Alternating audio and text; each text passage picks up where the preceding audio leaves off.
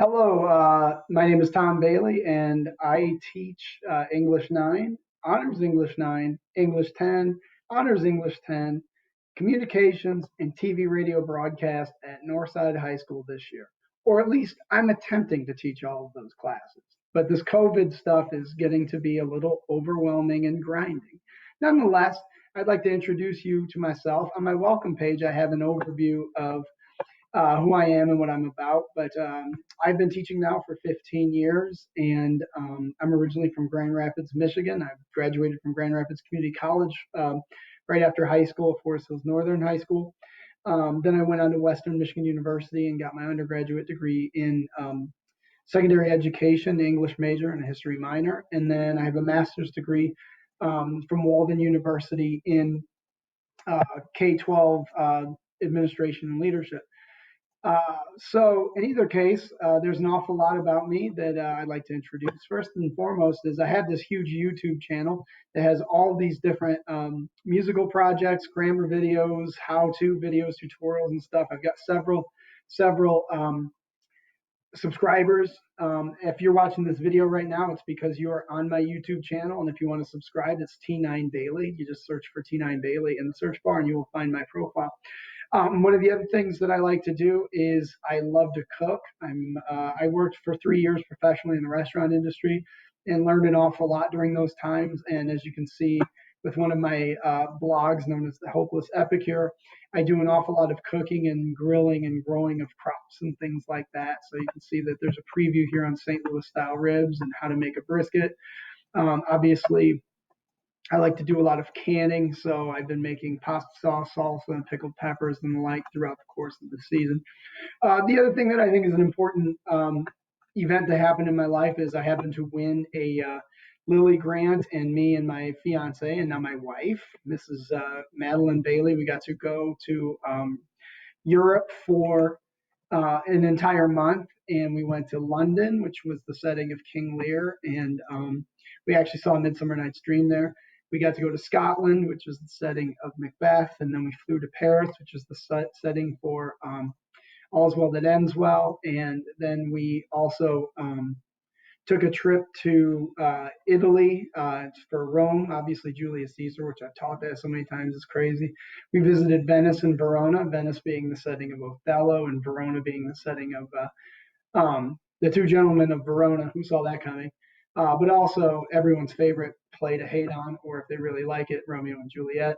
And then we got a chance to fly over to Greece, where we went to Athens, which was the setting of Midsummer Night's Dream. And then we were able to take a ferry out to the remote island of Santorini, which was representative of the Tempest. So this entire trip was crazy. We got to go visit Warner Brothers Studios in London, and we got to go to where they shot all the movies for Harry Potter. So that was pretty cool.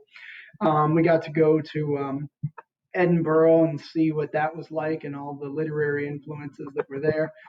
So we've gotten to do some pretty neat stuff. As far as I'm concerned, I consider myself a Renaissance man. I've been teaching so long. I've taught every grade level of language arts, like 7 through 12. I've taught AP Literature and Composition, AP Language and Composition.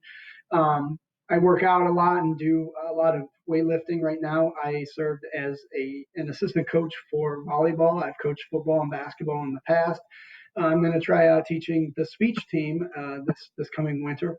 So I've gotten to teach an awful lot of stuff right now. I'm teaching this TV, radio, and communications broadcast combination of things, and so I've had to learn how Adobe Premiere works and Audacity. I'm trying to teach my students how to use that.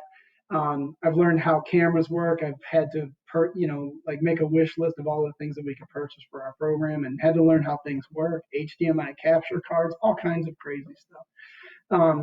So it's been a whirlwind of a year, but nonetheless, those are the classes I currently teach, and these are some of the things that I like to do. And every minute and every challenge that I face is always a learning opportunity.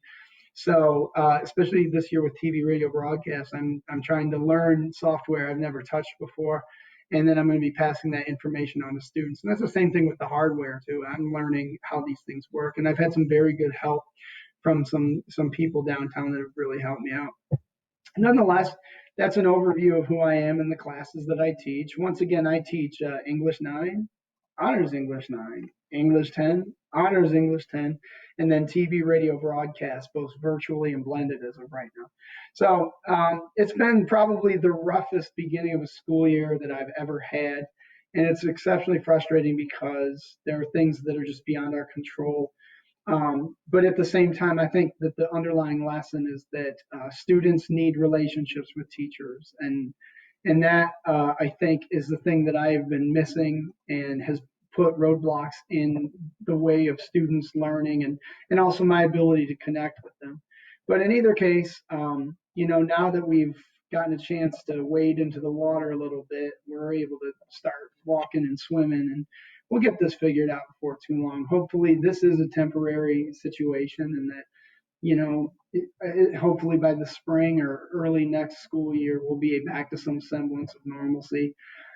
I just feel like I've not been the teacher that I'm capable of being because of the conditions that we're in. And I know that these students aren't learning what they would have learned had we been able to meet face to face. But at the same time, we're not going to put a bunch of people into vulnerable positions as far as illness and things are concerned. So I appreciate everyone's patience, and I will do my best that even if things are behind or whatever, I'm going to adapt with flexibility and understanding. And when students communicate with me and we take care of things, we're going to be okay as long as we continue to communicate and we turn in our work and do the best with what we got in these very trying and strange circumstances. Thank you very much for your time.